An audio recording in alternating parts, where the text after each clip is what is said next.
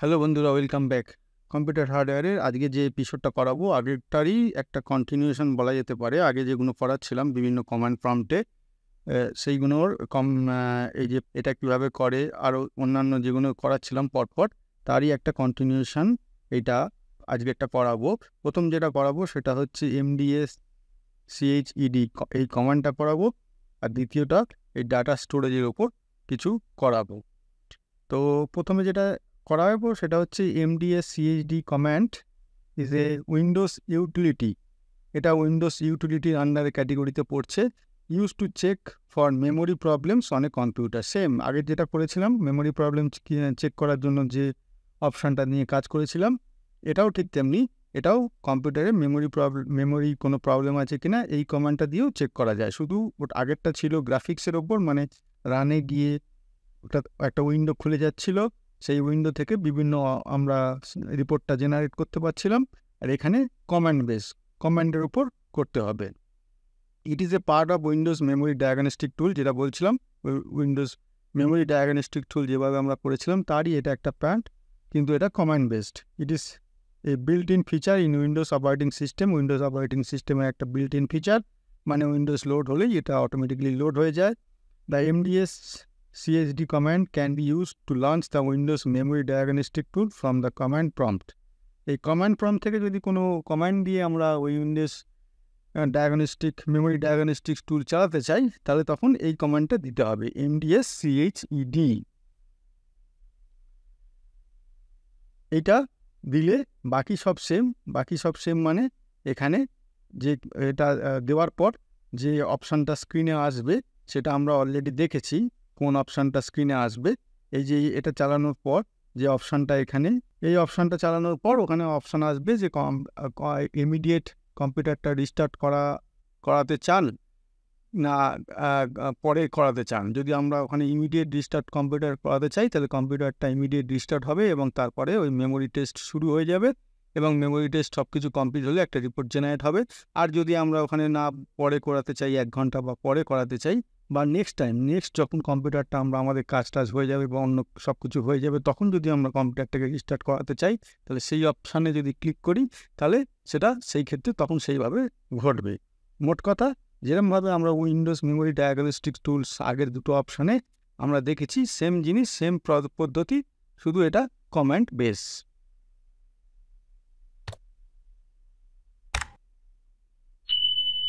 এরপরে আর একটা ছোট্ট টপিক করাবো, সেটা হচ্ছে অনলাইন ডাটা স্টোরেজ।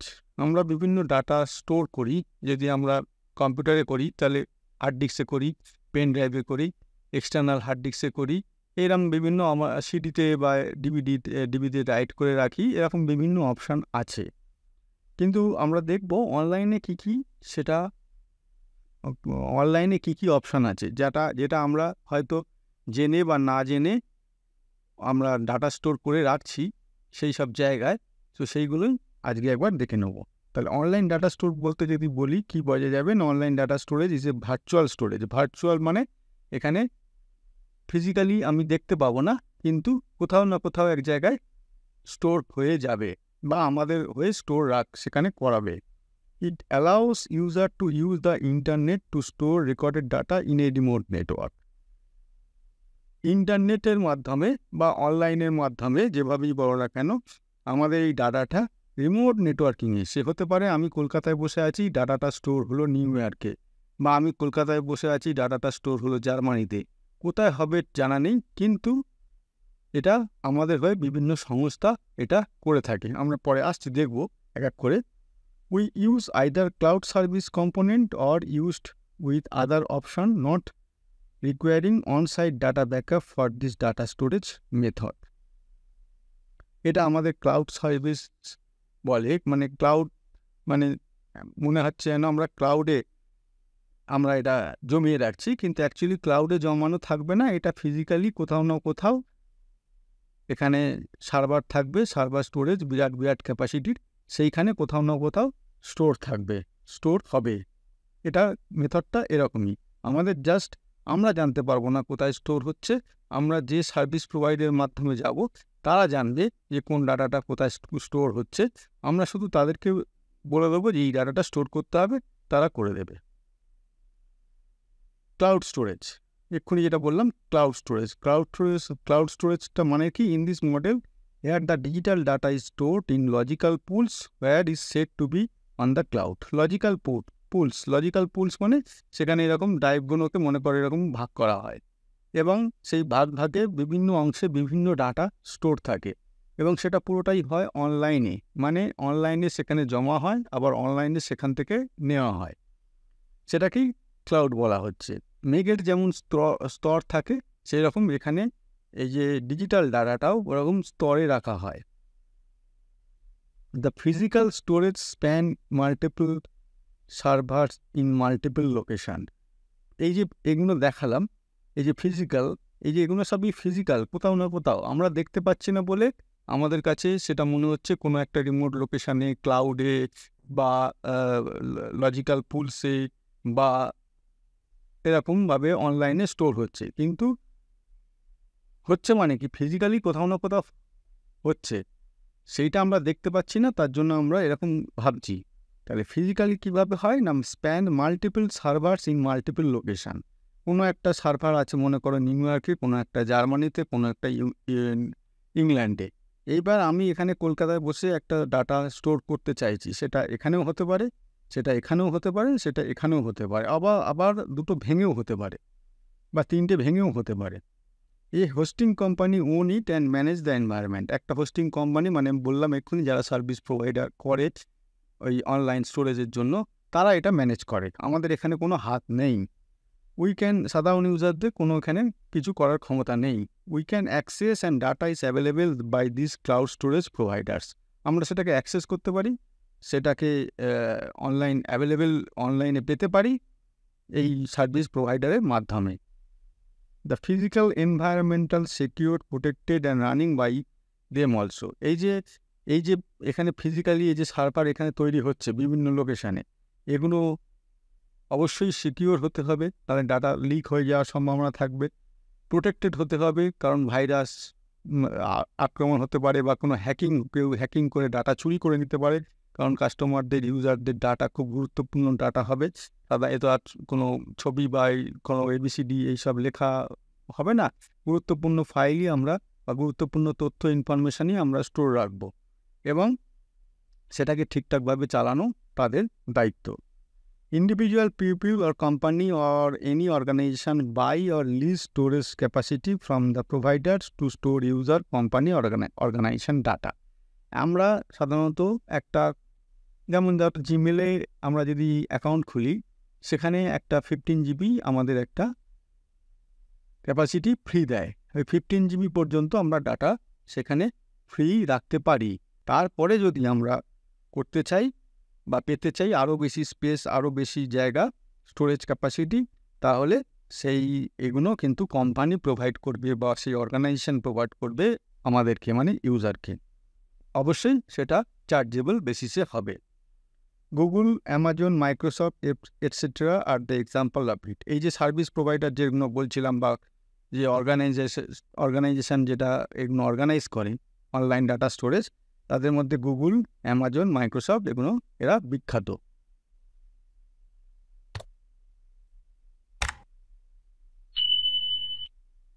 এই যে আমরা অনলাইনে স্টোর করছি ডাটা বা ক্লাউডে স্টোর করছি, যেটাকে বললাম ক্লাউড স্টোরেজ, তার অ্যাডভান্টেজটা কী?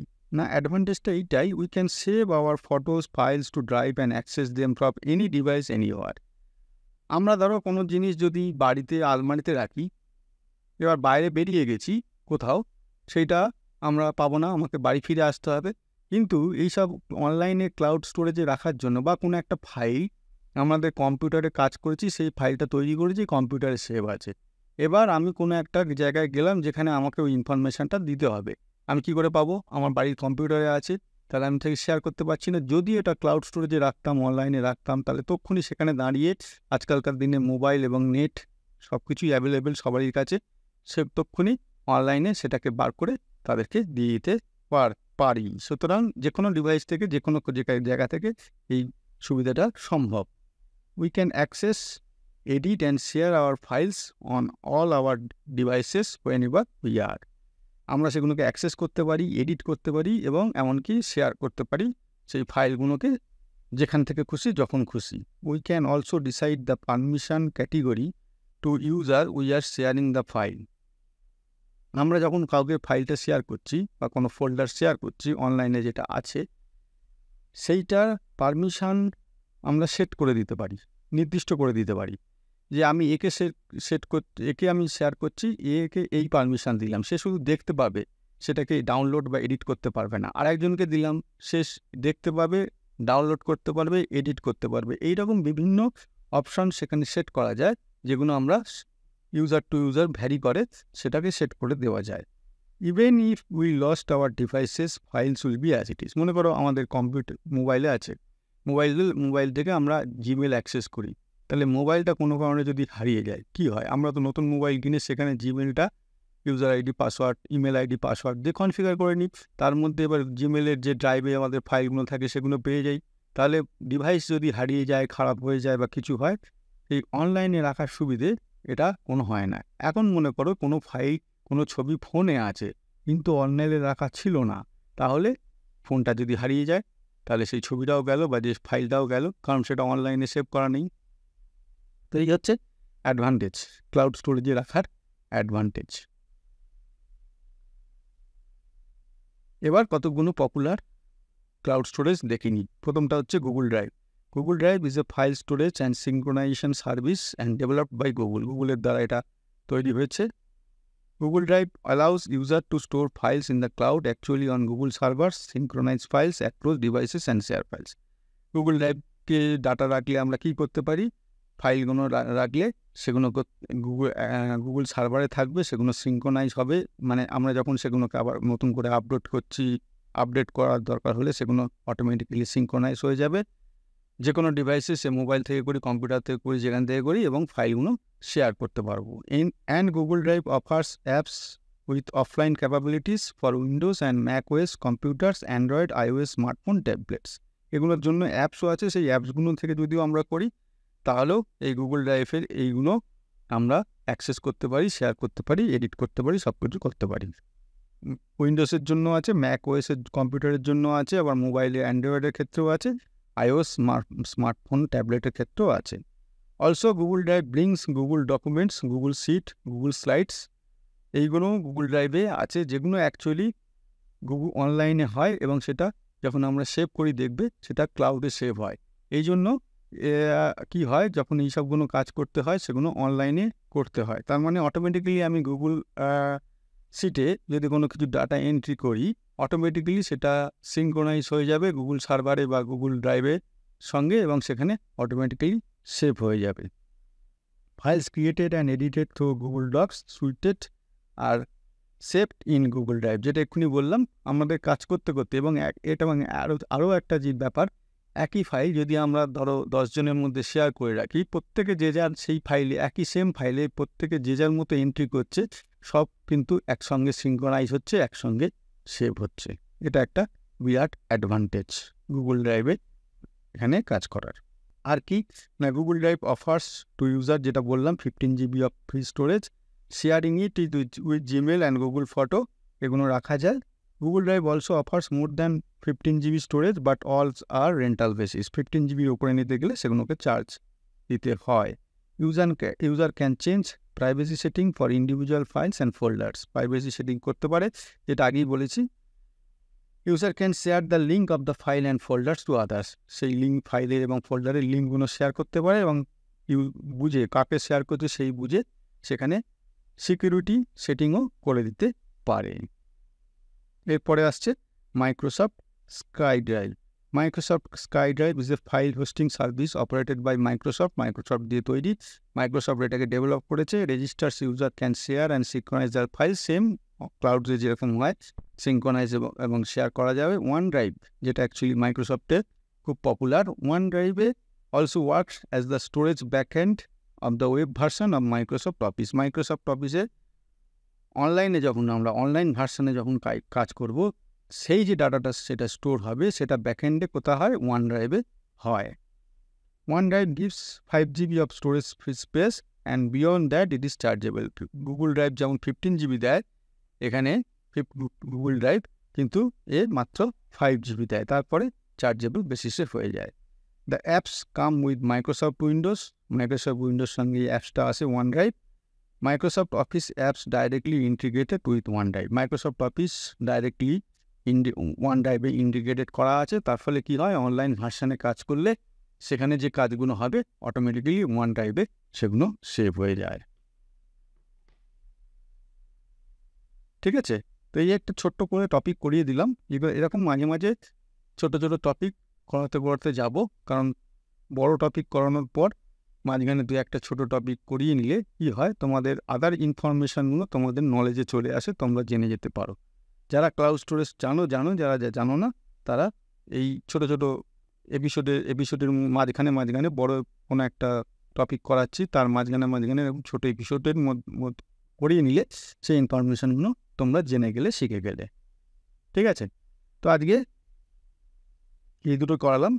এরপরে দিন থেকে শুরু করব অ্যান্টিভাইরাসের বেশ কয়েকটা এপিসোড লাগবে। অ্যান্টিভাইরাস পুরোটা অলরেডি আমরা উইন্ডোজ ডিফেন্ডার করিয়েছি, সেটা উইন্ডোজের ইনবিল্ট অ্যান্টিভাইরাস সফটওয়্যার, সেটা আলাদা করে করিয়েছি। এরপরে অ্যান্টিভাইরাস নিয়ে পার্টিকুলারলি তোমাদের 2-3টে এপিসোড নিয়ে আসবো পরের দিন থেকে। ঠিক আছে, তো আজকে এই পর্যন্ত। পরের দিন ঠিক তাহলে যেরকম বললাম সেই রকম আমরা তোমাদের সামনে নিয়ে আবার তোমাদের সামনে হাজির হচ্ছে। আজকে এই পর্যন্ত। Thank you.